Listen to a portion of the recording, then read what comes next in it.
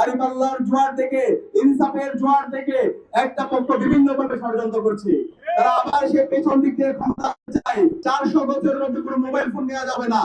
তারা আবার সেই কারচুপি নির্বাচন করতে চায়, আবার সেই পেছন দিক থেকে ক্ষমতা আসতে চায়। বাংলাদেশের যে 12 কোটি এবার ভোটার আছে, তারা ইনসাফের পক্ষে, আমাদের দাঁড়িপাল্লার পক্ষে, 11 দলীয় জোটের পক্ষে।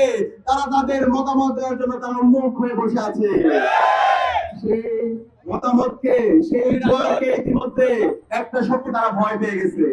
তারা বিভিন্ন ধরনের মেকানিজম করছে। সুতরাং আমি তরুণদেরকে আহ্বান করবো, আপনারা কি মাথা রাখবেন? আমাদেরকে মাথা থাকতে হবে। আমাদের এই ঢাকা 17 আসনের নেতা খালিদুজ্জামান ভাই, আর খালিদুজ্জামান